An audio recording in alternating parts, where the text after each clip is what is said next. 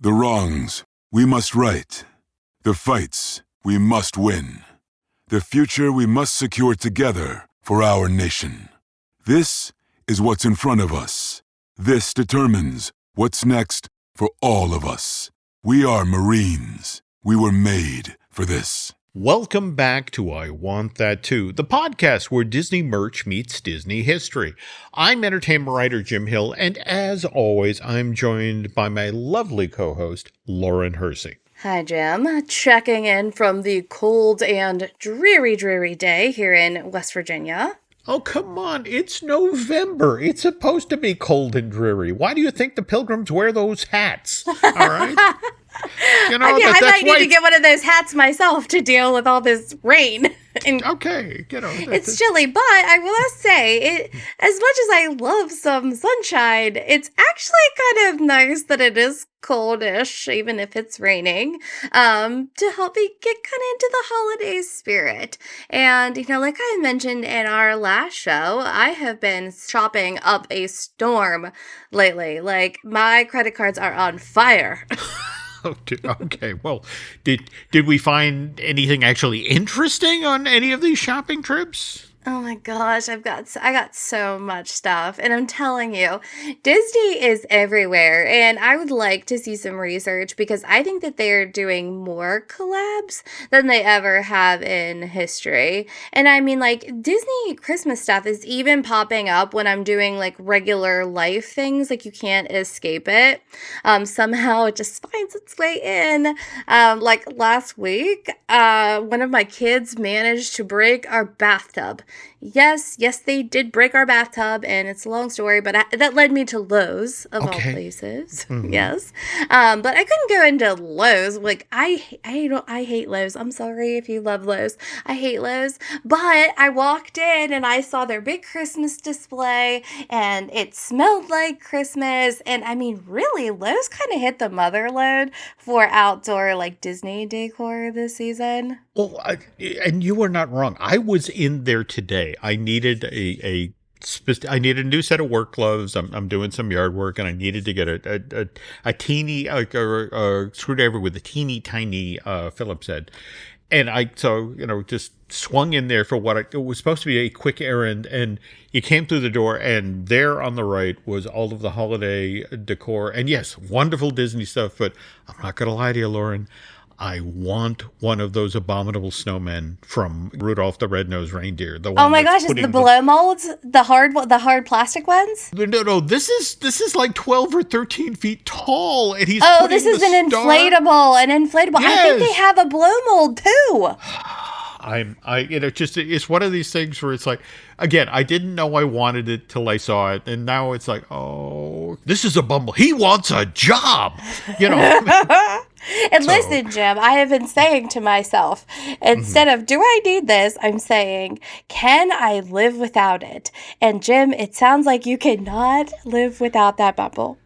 Okay. Well, all right, back to the Disney-related stuff. What did you see during your I Don't Want to Be Here in Lowe's trip? Oh, yeah, but it did make it way less painful, I have to say. Okay, so first up, they have these adorable Mickey and Minnie snowmen blow mold. So these are the ones that are short and hard plastic. Not to be confused with all of the inflatables, because there were a ton of them too. Mm-hmm. But these were adorable. They're light up, and they kind of remind me, if you go over to like Cakeworthy, we had Brandon on the show a couple of weeks ago, and they have a whole line of like Disney snowmen and gingerbread, and they also have them at Disney. But that's kind of what these snowmen remind me of. They're $49.98 a piece. They had a ton of inflatables, like I said. I absolutely loved this little Mickey Mouse rotary telephone. So you can like spin the dial, and like my kids would never even know what type of phone this is.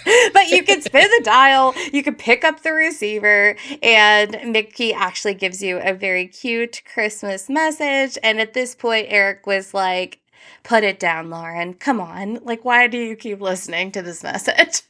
Oh, now, well, what I love about this is I bought the wrong screwdriver. and I have to go back to Lowe. So now I can go check this out. I didn't see this earlier today. Oh my gosh, yes, you have to look at it. You get what a rotary phone is. You understand. Yes, I lived in that world, you know. I don't know if they're marketing this to kids, but it's there. Mm-hmm. They also had, like, did you see the lamppost with the snow globe? No. Well, again, now I'm happy that I have to take something back to Lowe's. I'm sorry. The Bumble kind of blotted out the sun for me. But what about this lamppost? Nothing except for that it is a snow globe at the top. It's $129. Mm-hmm. It is epic for an outdoor decoration. And just put on your Lowe's list for when you go to make your return to see my personal favorite, which was this Mickey and Minnie. They're in a car. It's 3D. This one looked like a little bit more like, I don't know, fluffy, I would say. So it's not a blow mold, so it's not hard plastic, and it's not an inflatable. It's somewhere in between. But it's adorable, and I'm still working on convincing Eric that, like, we must have this in our front yard. We have, like, a multicolor theme going this year, and this would be perfect. And it's $129, but for as big as Mickey and Minnie are in the car, I don't know. I feel like that's fair. Okay. I'm picturing Mickey and Minnie out there in the yard. I mean, who could resist that? I mean, I don't know. But have you done any holiday shopping? Just today, on my way to visit my 92-year-old mom, I think I mentioned on a previous show we just recorded, made my way through Target, and which, the Halloween decorations that were there 15 minutes ago, gone. Now, a big red and white holiday banners, though what was funny is I was making my way to the cat food aisle, ran into Moana 2 merch things right in the middle of I think they call it Broadway, the biggest aisle at the back of the store. And what was interesting is they were literally, I want to say, no more than 20 feet away from the big holiday shopping store with all of the decorations and food and that sort of thing at the back of the store. So someone at Disney had a conversation with the folks at Target, and we need Moana 2 in the immediate vicinity of where people are doing. We need it front and center and stat. Mm-hmm. And I mean, so today, one of my Sunday jobs, we're recording this on a Sunday, was to sit down with my littlest, Miles, and go through all of the Christmas, I guess they're catalogs. They're still kind of catalogs. It's not like back in the day when we would get the big JCPenney catalog, and that's what you would kind of thumb through and circle like your wish items for Christmas or for the holidays. But this year we were doing, Walmart had maybe not as much a catalog as kind of like a flyer, but there was Walmart, Target, Amazon, I think those were the three main ones that we were working through, and Moana was front and center in just about all of them. So I think Disney must have been making lots of phone calls. I would imagine. So what else did you discover when you were going through like the Walmart, not a catalog but a flyer? There's a lot of Disney stuff, and we're going to get to the Moana items here in just a few minutes. But another thing that we've been doing today, and like I said, I've been shopping for decorations, and my house is just blown up. We got the chairs and things moved for all of the trees, but I got to tell you about my main tree, and maybe you'll share a little bit about what yours is going to be. But this year we're doing, our main tree has like a different theme every year, and this year it's candy themed. And last year at like the day after Christmas, like clearance sale or something like that, I got a Disney tree skirt, and I got it on clearance at Walmart. It's like a teal tree skirt, red and white accents. My daughter, she thinks that it's like the color scheme of like Hollywood Studios at Christmas, like the dancing ornaments. Yeah. Oh, well, okay. Sounds like if you got the Disney vibes down, so to speak. So, all right. So what other trees are we going to see this holiday season at the Hershey household? But wait, there's more. Okay, so we have our absolute, like, our full-blown Disney tree. So that this one is upstairs, and so what we do for this one is we get Disney ornaments that we've collected over the years, and it is enough to fill the entire tree on its own. And we have a beautiful Tinkerbell star at the top that lights up. It was the Disney store, maybe 5 years ago or something like that. And we have a big window in the front of our house, and so you don't see the candy tree. You have to see the Disney tree. And I think I've mentioned, maybe on a past show about Eric's collection of Disney trash can ornaments. I mean, they're kind of fun, quirky, but we love them nonetheless. Well, everybody's got to collect something. And so...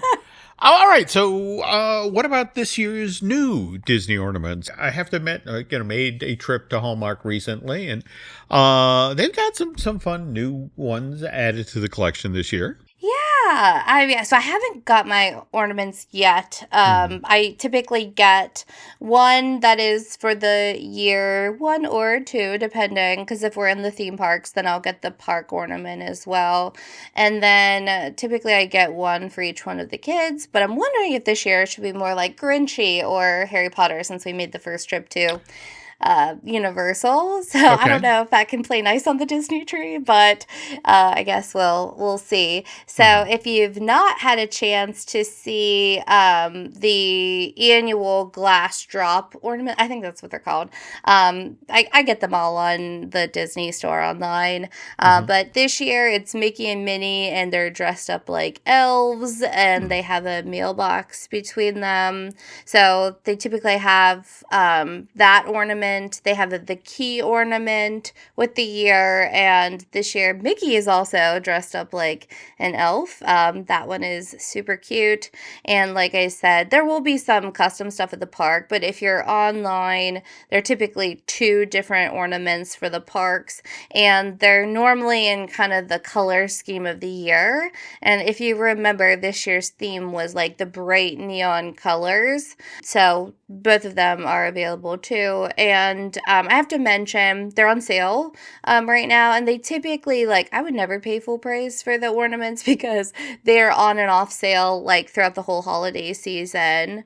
And if you are shopping or planning to buy any Pandora jewelry for anybody on your shopping list, they're also offering a free mini ornament with a purchase of $250 right now. Okay.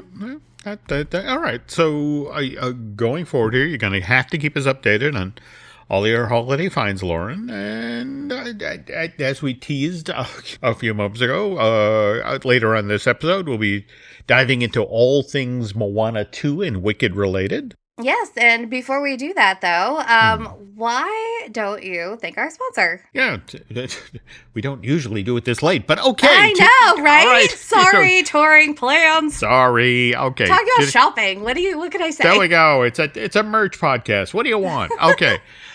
Today's episode is, of course, brought to you by Touring Plans. And if you're headed down to Disney, Touring Plans can help you skip the line, save money, and make the most out of your trip. From custom touring routes to real-time wait times and insider tips, they've got everything you need to make your vacation as smooth as possible. So please make sure you check out touringplans.com before you head down next to Orlando. Please do. And as we mentioned earlier, shopping is not the only thing to look forward to during the holiday season. We have some exciting movie releases coming out, right, Jim? Yes. As has been the tradition for decades now, the holidays are a prime time for when big movies for families come out. Because the theory is, especially when it comes to the long holiday weekend, you sit down with our family, we eat some turkey, and we then look across at our relatives and it's like, these people, it's like, hey, you want to go to a movie? And that's what we do. We all head out to the movies. So,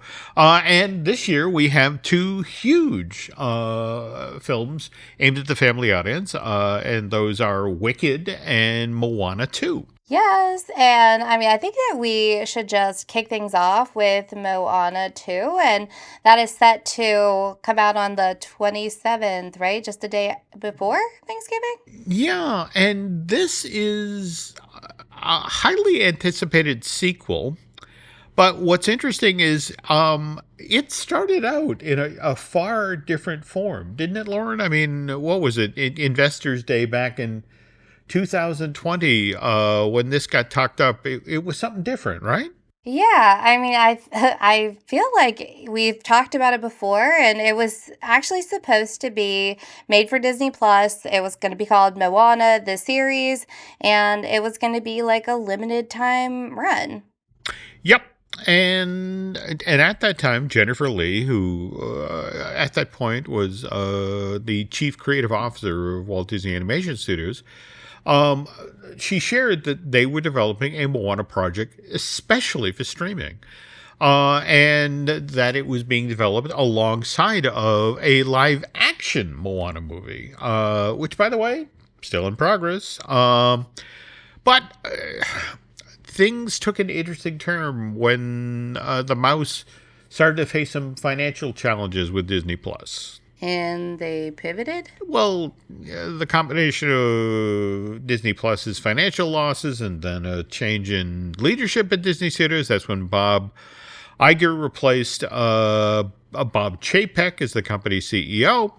Priorities shifted, and it was Iger who announced at an earnings call in February of this year that Moana 2 would now be a theatrical release rather than. I mean, the ironic part is that Moana 2 is eventually going to show up on Disney Plus anyway, but it's first. Hey, full circle. Might as well make the money at the theater first. There we go. There we go. But, with him just making the announcement in February of this year, and I remember that well. I think we were doing shows on like Tiki theme or something at that point when we were talking about it. Mhm. But then the trailer comes out and like it didn't tell us very much, did it?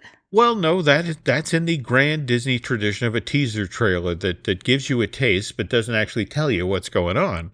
But we know a little bit more now. Moana 2 picks up about 3 years after the first film and eventually reunites Moana and Maui, sends them off on another grand adventure.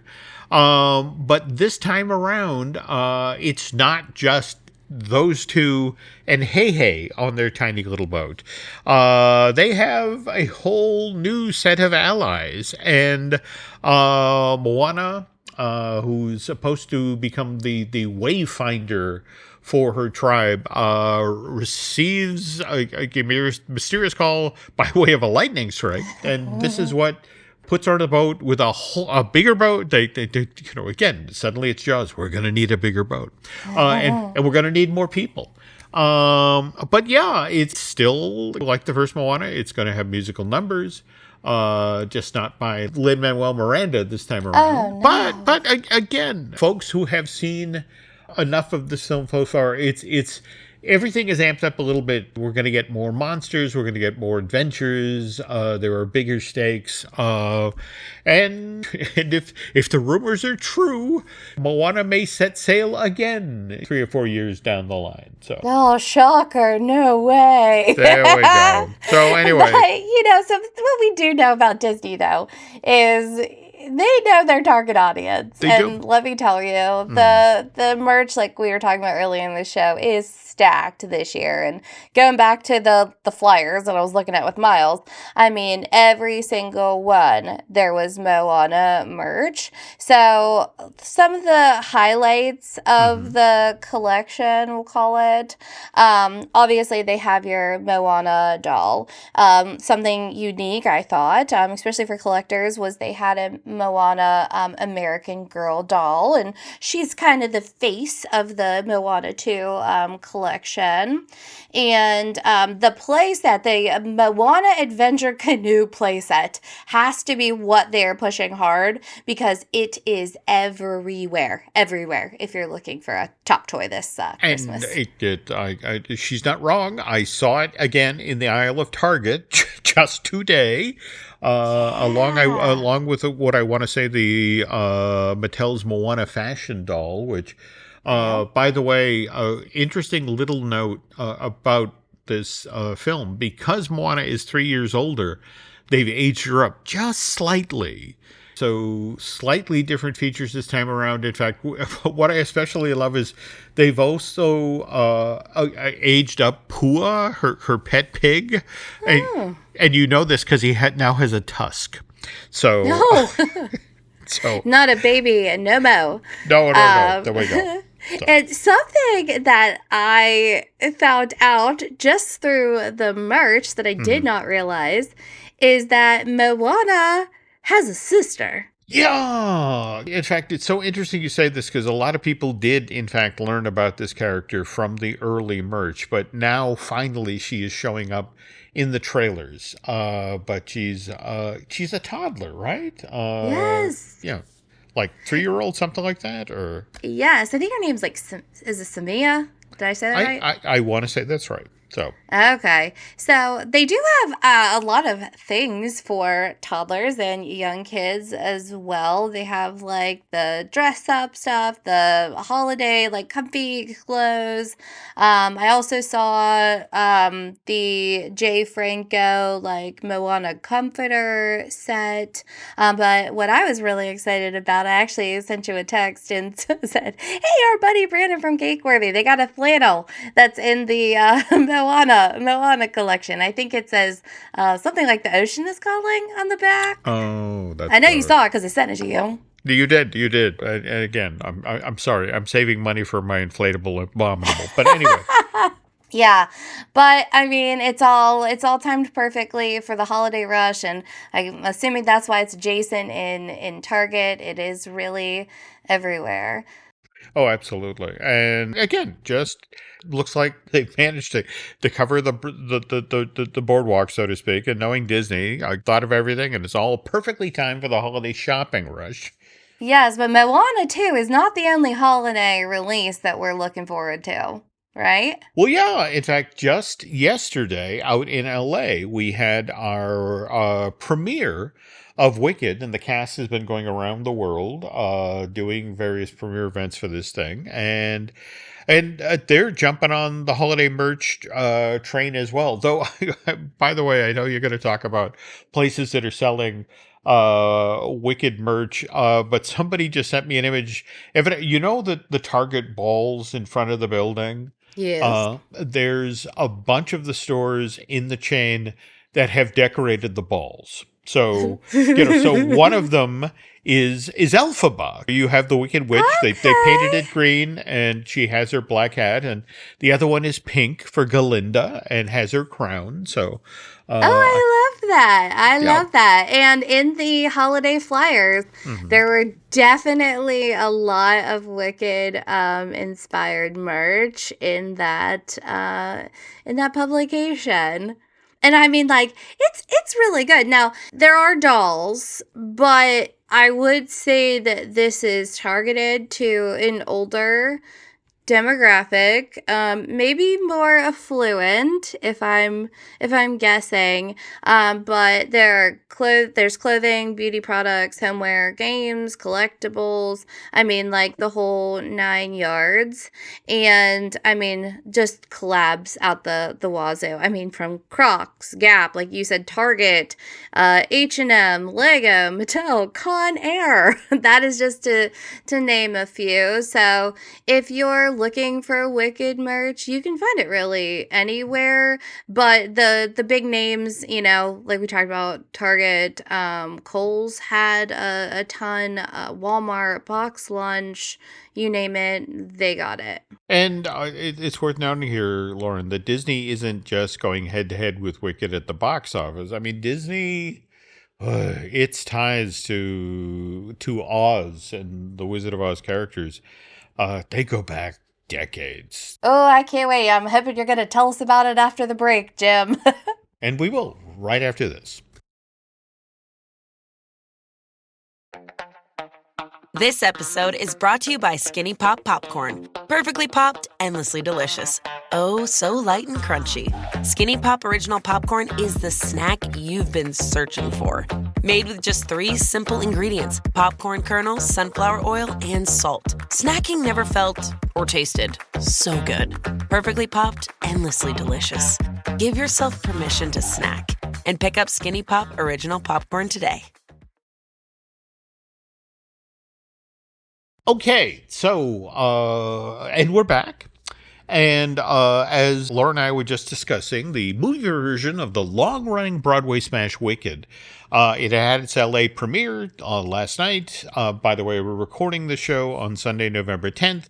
So this red carpet event was held on Saturday, November 9th at the Dorothy Chandler out in LA. And this John M. Chu movie, which, want to stress here, just the first installment of a 2-part musical extravaganza. It goes wide in theaters on November 22nd. And if you want to see how the story ends, you got to wait till November 21st, 2025. Did they not know we are in a binge-watching society here? We cannot wait another year.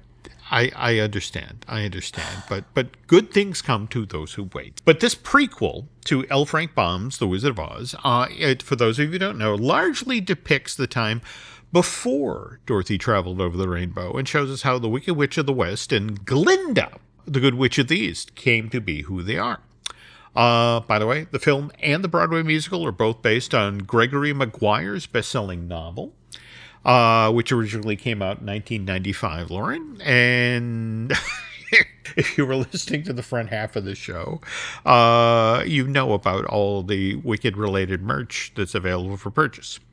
And what I love about this, Lauren, is given that Wicked is produced by Universal Pictures, and it's kind of appropriate given that Disney and Universal, as they do down in Orlando and out in LA, they are this holiday season fiercely competing for your entertainment dollar.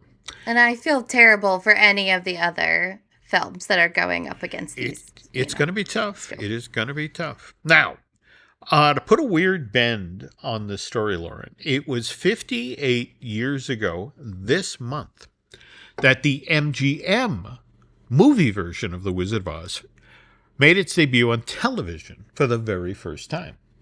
And that happened, by the way, on November 3rd, 1956. It was on the final episode of Ford Jubilee Theater, and 45 million people tuned in to CBS that night. And given that the year previous, there had only been 39 million television sets in all of America, that's kind of impressive. Yeah.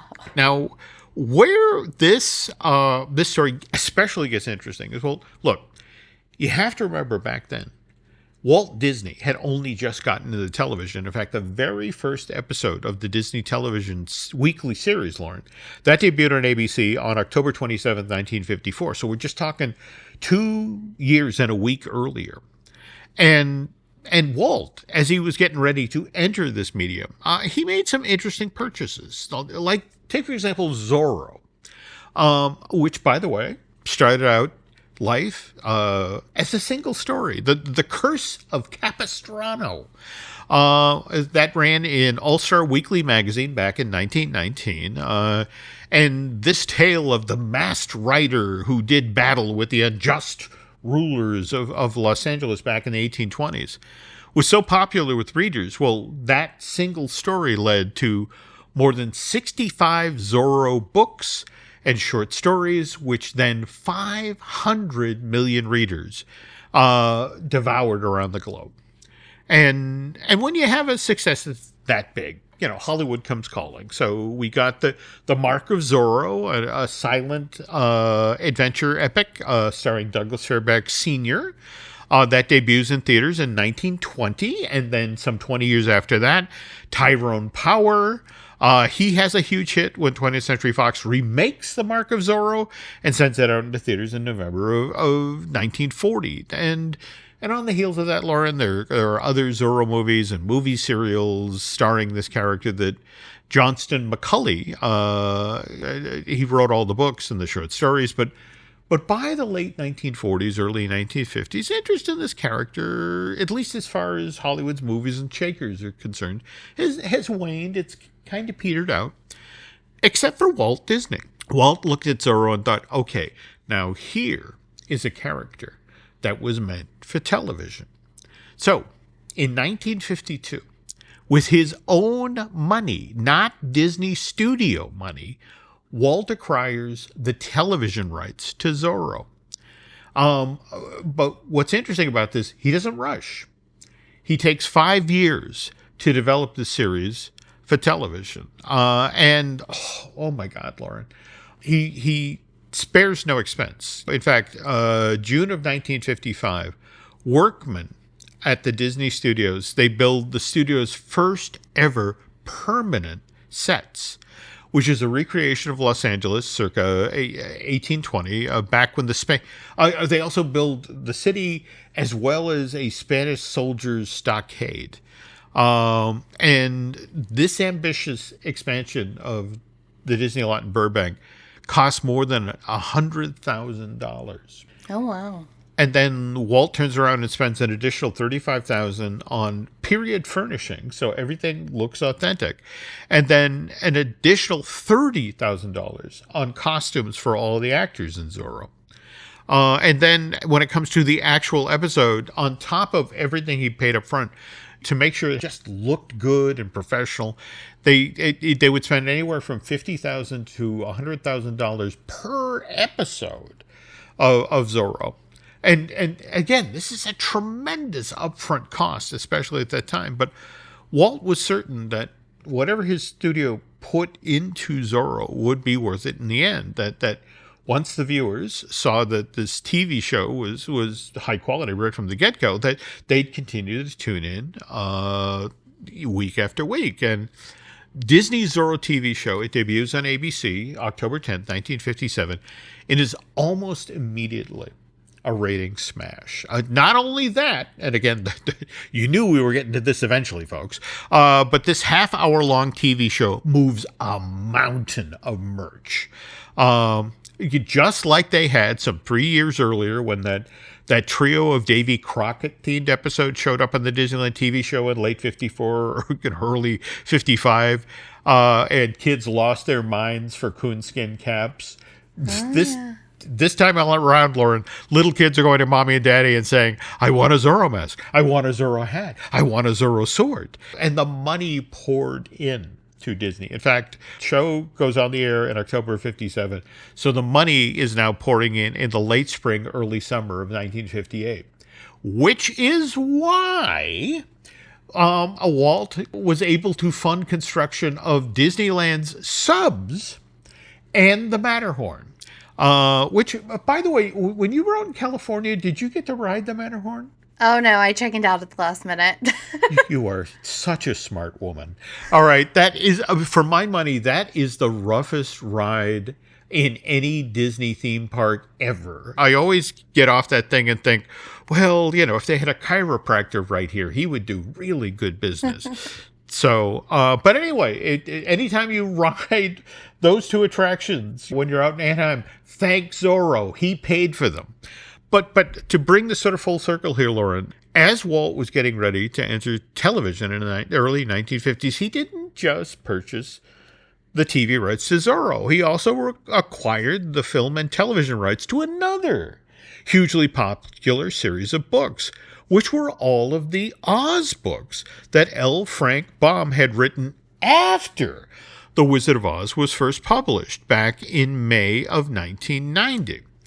And people don't remember this much about L. Frank Baum these days, but he was a crazy, prolific writer. I mean, in the 62 years he's on the planet, he wrote, get this, Lauren, 55 novels, 83 short stories, 200 poems, not to mention countless scripts for films and stage plays. Well, anyway, as I mentioned a moment ago, his biggest hit, The Wonderful Wizard of Oz, was first published in May of 1900. And before Baum died some 19 years later, in May of 1919, he wrote, well, not 13 sequels to The Wonderful Wizard of Oz, but 13 additional adventures set in Oz, where we once again got to spend time with Dorothy and the Scarecrow and the Cowardly Lion and the Tin Woodsman, but we also met all of these other amazing characters like the Patchwork Girl and Tick-Tock and the Lost Princess of Oz. And what's really important to understand here is Walt Disney was born in December of 1901. So as he was growing up, Lauren, L. Frank Baum's Oz books were in virtually every American household.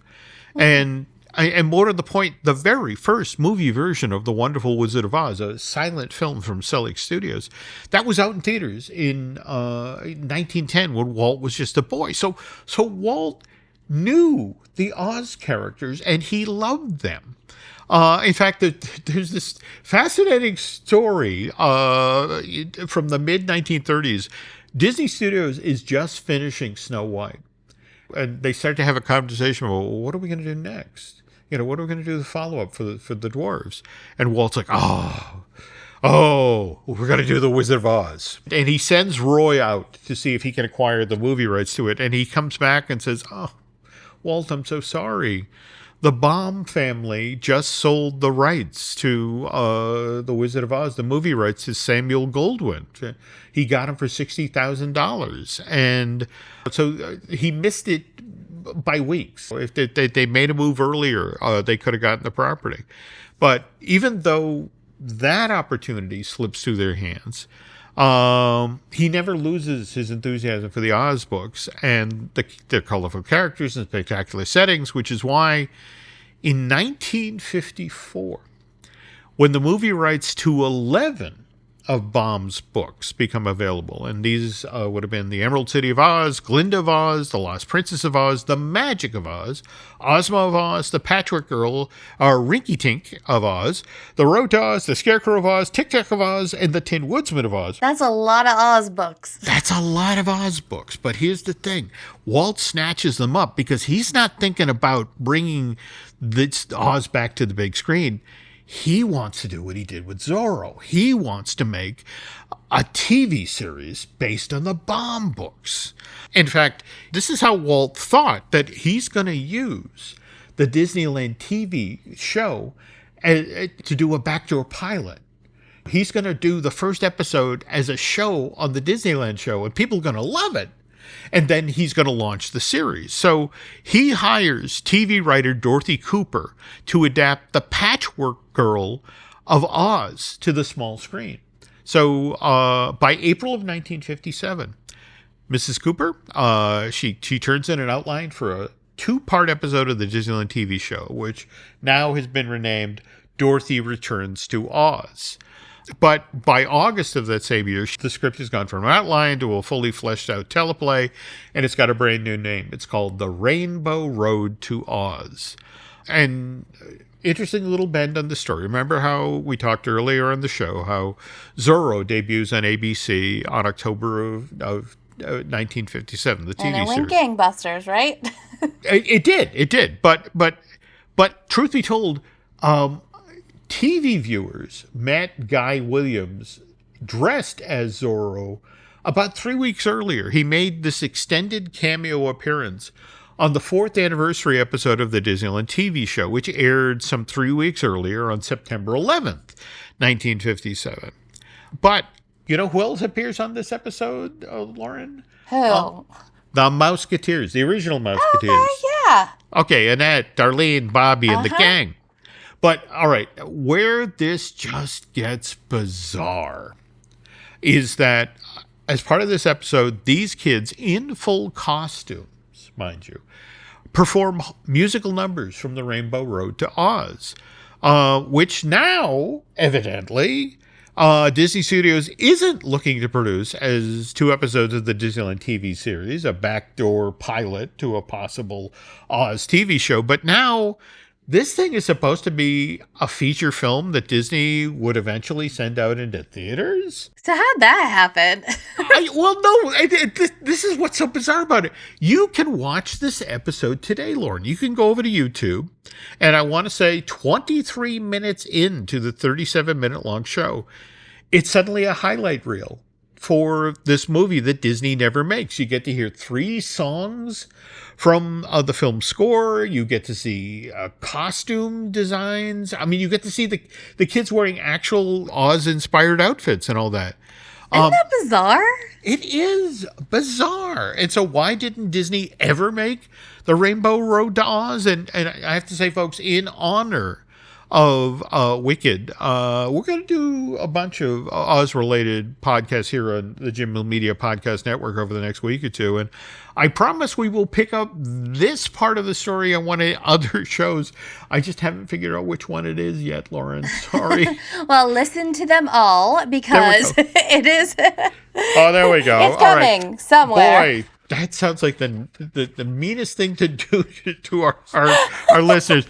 I don't know what show we're doing this on. Look around. We'll get back to you. We'll put it on social media. Make sure you're staying up to date there. There we go. But that said, I think, Lauren, at this point, it's now time to close up shop, is it not? Yes, I think that it is a great time to do just that, and make sure you're staying up to date with everything on the Jim Hill Media Network by following along on social media, Facebook, Instagram, X, all the latest updates. Everything you need is right there. Okay, and don't forget, if you've got any questions or suggestions for future episodes you'd like to pass along to myself and Ms. Hersey, we of course would love to hear from you. So you can reach out to us on social media or email us. I'm at jim@jimhillmedia.com, and Lauren. And I can be reached at lauren@laurenhersey.com. Super original. There we go. There we go. All right, everybody. Well, that is today's show. Thanks for listening, and we will see you next time on I Want That Too.